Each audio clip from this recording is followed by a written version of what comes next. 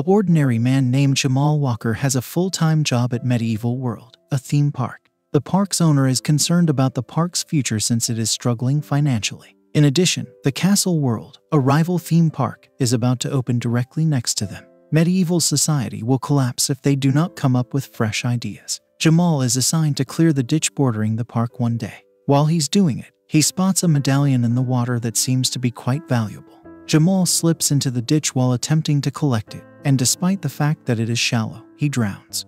He notices that he is no longer in the park as he exits the water. He thinks that because Castle World is close to their park, it must be there. Jamal is unaware that he has been traveled to England in the 13th century. His first encounter is with Nold, a drunk. Jamal believes he is a worker in costume despite the fact that he is obviously dressed in ancient garb. Ignoring the guy, he enters the city and arrives to a large castle that he believes to be the center of the Castle World. The guards prevent him from entering despite his attempts. When they inquire about his country, he answers Normandy. Jamal means Normandy from LA, but the guards believe he is a French Moor who was supposed to arrive the next week. After being led inside, Jalim is shown a busy market where everyone is dressed in attire from the 13th century. He is still ignorant that he has gone through time and is astonished by the theme park's realism. Suddenly, Victoria, a gorgeous young woman, enters his field of vision. Jamal moves up to her to take his shot. So just give me your number. 7. But Percival, the cruel commander general, interrupts them. Because he is a royal guard, he behaves as if he is the owner of all the ladies in the community. As a result, his ego is bruised when Jamal prevents him from getting too near to Victoria. He makes a threat to report the wrongdoing to the management. When Percival draws his sword on him, Jamal believes it to be a fake and astounds everyone with his courage. After that, he encounters a stranger who at his request delivers him to the king. The king has planned for his daughter Regina to marry the Duke of Normandy. He asks when the Duke will arrive, supposing Jamal to be a messenger. Jamal, who is confused, plays along and chooses a date at random. He is led outdoors to see an execution later that day. He believes that they are only performers following the concept, which excites him. Power to the people!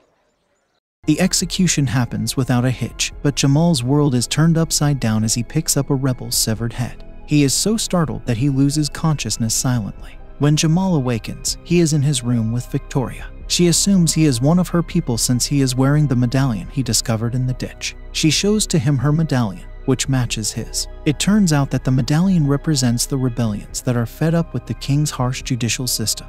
He unfairly removed the previous queen from power and murdered several innocent people who opposed his authority. The rebels want to expel him from the empire and reinstate the prior king as ruler. Jamal, who is still perplexed, inquires as to the time and learns that it is 1328 A. He panics and desperately wants to get back to his own time, but he has no idea how. A guard interrupts them and offers to take them on a horse riding trip.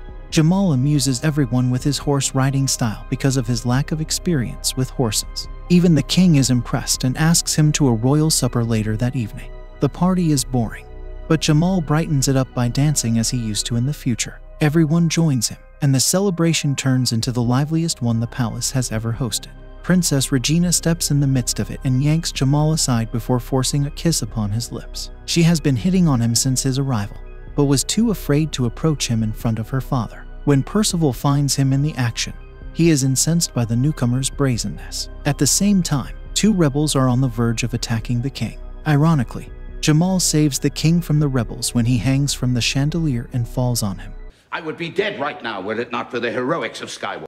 When things settle down, Jamal is commended and promoted to security chief while Percival receives criticism for not doing his duties correctly. Percival drowns in resentment and wrath, yet he is compelled to remain silent in the face of the king's choice. Jamal has a lot of duties since he is the security chief. He puts up the idea of rebuilding the castle's entrance with his skull, which he claims would stop attackers. The king summons him to do a further crucial assignment before the plan is put into action. A turnip from the royal garden was discovered stolen by a farmer. He is sentenced to death for his crime even though it was done to feed his hungry family. Jamal is also charged with overseeing the execution since he is in charge of security. When the king departs, he releases the impoverished farmer and even gives him some money for food. Jamal demands the best chambermaid to be brought to him at night for enjoyment. Victoria is his choice, and he convinces her to spend the night in his room by herself. Victoria still wants him to be helpful to the rebels and cooperate in the king's assassination. Jamal is not interested in rebellion after learning that the king murders people for veggies. Victoria is dismayed, but he contends that he is not the right candidate for the position.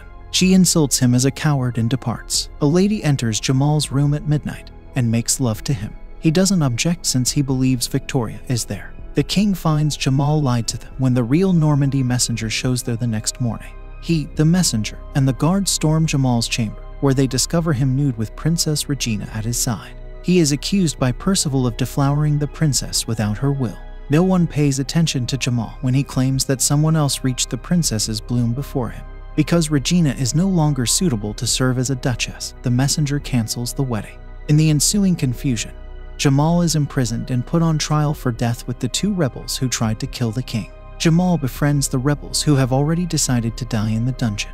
They narrate to him the legend of the revolutionary warrior known as the Black Knight. It is said that the knight would zealously pursue justice, and that he could not be bought with all the money in the world. In one of the clashes, a dragon gobbled him up whole, but he managed to kill the beast by slicing himself from its guts with the help of a gold sword. He could even breathe flames like a dragon itself after the occurrence. The next day, the trio is paraded in front of the crowd to be executed. Jamal claims to be a magician from the future with the ability to burn everyone in a fit of terror. He uses a lighter to try to make his point, but it falls flat. He is about to be executed when the executioner starts to choke on an apple. The people sees this as having cast a death curse on him. Jamal follows the misunderstanding and impersonates doing the same for the public. A fire bursts out suddenly nearby, demonstrating his power to the ordinary people. However, the rebels are really launching flaming arrows from outside the fortress to save their people. In the end, Victoria assists Jamal and the others in leaving the castle. Jamal also encounters Nolt, a horse-riding alcoholic, and learns that he was formerly the previous queen's knight. Before the king overthrew the queen and expelled him along with her, he was one of the best warriors in the realm. He subsequently developed a drinking problem, yet everyone is aware that he still has a warrior within. After spending some time with the rebels, Jamal recognizes the seriousness of the situation and chooses to finally help the rebels in overthrowing the king. He sees three guys bothering Nolt in the woods for no apparent reason. He saves the man but is then taken into custody by the goons. To rescue Jamal, Nolt breaks out of his shell and confronts the bullies. He is now inspired to give up drinking and support the team in their mission. When the two go back to the village, they find it in ruins. It comes out that Victoria was kidnapped and that Percival and his soldiers had destroyed it.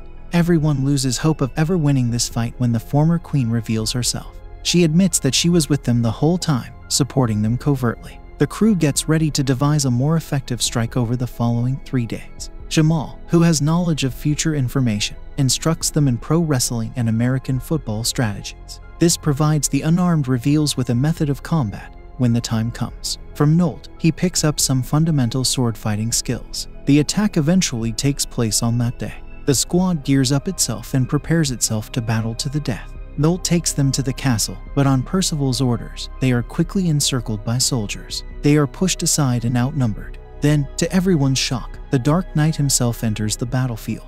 He makes a spectacular appearance and orders the guards to flee. Additionally, he exhales fire from his mouth. The rebels finally believe they are on the verge of victory, but the Black Knight falls from his horse, showing himself to be none other than Jamal himself. Percival is about to end his life when Nolt comes to his rescue and fights the guard. After that, the two sides engage in a bloody fight. The common people are able to fool and eliminate several guards using the methods Jamal taught them.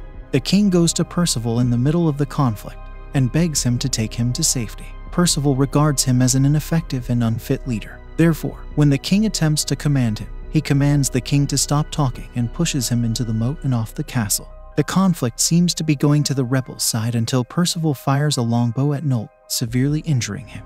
After that, he kidnaps Victoria. Jamal rushes to her rescue and engages in battle using the Nolt-taught method. Percival is taken aback but makes an effort to hold his ground.